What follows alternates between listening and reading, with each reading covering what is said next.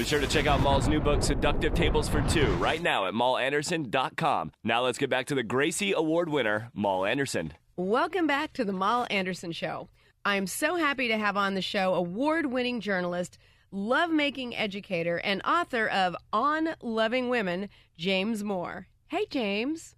Hi, how are you doing? I'm good. Wow, you've got a great voice. Well, thank you. Man, I noticed here you've got quite a resume. Well, thank you. And that great radio, TV anchor voice. I love it. Okay, well, let's just jump right into this. This is fun. Okay, here we go. Now, your book on loving women teaches us how to be a great partner and lover. Tell us some tips on how we can be a better partner. Of course, this is what my book is all about, on loving women, and my next book, Think Yourself Love. But so I could go on and on, but let me just talk about a few things. Okay. Number one, always make your lover feel special. I don't know if you've ever been with somebody who makes you feel you're the only one in the room and they're just utterly fascinated with you. That's really important. How about simple things like hygiene? Yes. I've had partners who, weren't so great at that. When it comes to a man, trimming nails is real important. Men don't realize how important that is to women. Clean nails, Sure. because that's going to be placed internally. Keep the romance alive. Write a song for your lover. I've done that before. Poetry. Don't forget the flowers. Keep it fun. And massages for no reason. Get good at massages. Those are good, yeah. I read books on how to give massages before I'd even had a partner. I mean, well, you were pretty insightful. That was very insightful of you. Well, yeah. I mean, and also being empathetic. You know what you like. Your partner will like it too. Bring coffee to the bed in the morning for no reason. Thoughtful acts, and give your lover a bath. Acts that do not lead to sex, especially, because the point is your partner, for example, especially a woman, is not going to want to sleep with you if you're not a nice person or attractive or desirable or a lovable person. And this is something I think a lot of guys don't understand, but also some women don't understand that too. No, I think that's a good point. And I'm very lucky at the ripe old age of 53 here that I finally met my soulmate. And cool. I know, and we've been married 7 years, going on 8, and he makes me feel all those things that you've been saying, which Fabulous. Is such an amazing thing. It is such a gift. Yeah, so I totally agree with you. Yes, definitely. Oh my gosh. Well, what are the top 5 ways to, remain attractive to your spouse that you haven't mentioned already, or to attract a spouse maybe? How's that? Well, let's start quickly with how to remain attractive. Well, the thing, remaining attractive and being attractive, I think are similar things whether you're single or in a relationship. For example, stay interesting. Yes. Keep abreast of current events. Stay positive, and part of this, number one, is to stay positive about life and about the person you're with. All too many people. I've got a really good friend who, he doesn't have great success with women, and I know the reason, but I haven't been able to bring myself to tell him. Really? He comes across kind of depressing and down and negative, and he doesn't believe things are going to happen, and that just doesn't work whether you're in a dating or whether you're in a relationship. I can tell you that, James, for sure. Women do not like that. Number 2, master the art of seduction, and I mean that 24/7. Be tease, be playful.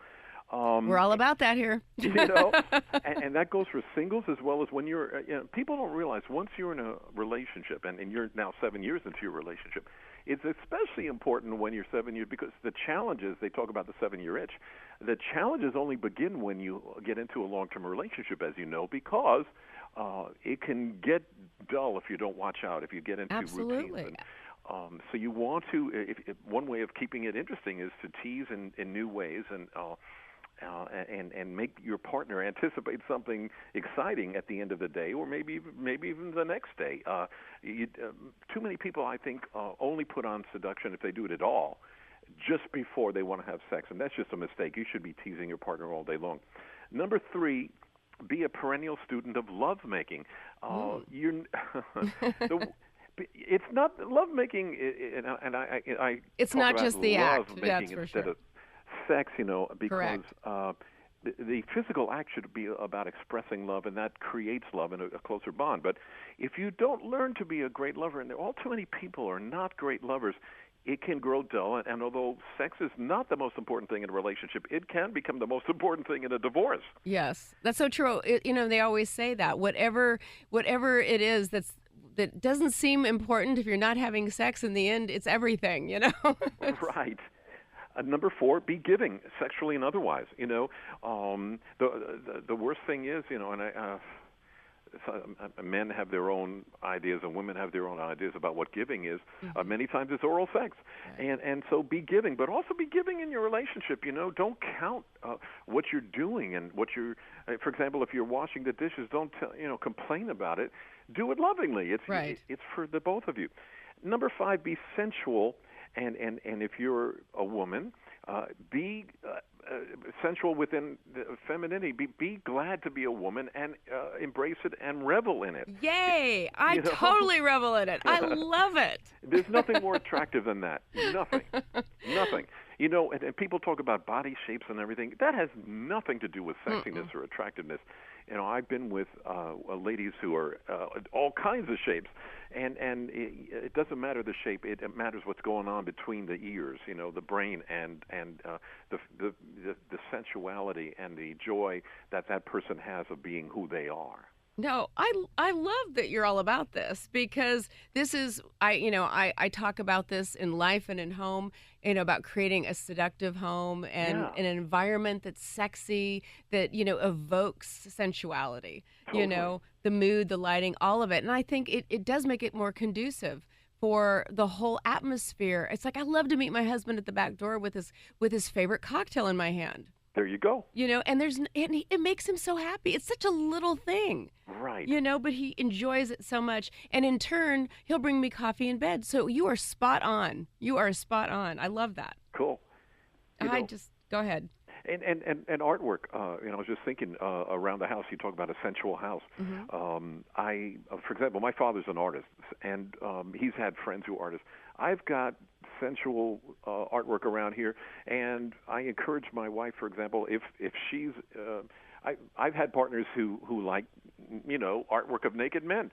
Bring it on. Put it in the house. If it's going to turn her on, more. No, my husband would probably draw the line there.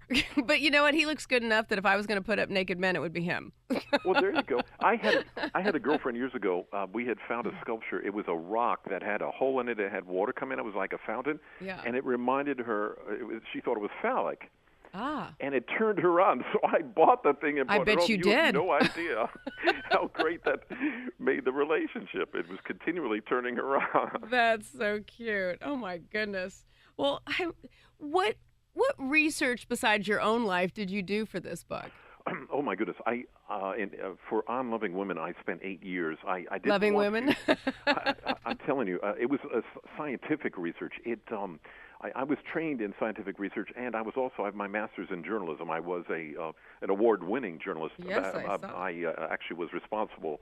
One of the people responsible for defeating the Shoreham nuclear power plant on Long Island, by the way. Wow. So I was an investigative From journalist. that to loving women, I love it. And so, my wife has a PhD, and she was able to get access to a lot of scientific studies that the layman would not be able to get a hold of. And it costs money, but we got the abstracts and the reports that will go into detail about what they found. Now, I wanted to know, for example, if anybody knew what I knew about women's anatomy. I've discovered a lot of erogenous zones that nobody else has apparently discovered. I spent 8 years, really? Proving that to myself. But also, unfortunately, I found that a few of them had been discovered beforehand. However, the general public is not aware of them. And those are in the book? Those are in the book. Wow. And there's about a 70-page anatomy chapter that I'm going to blow your socks off.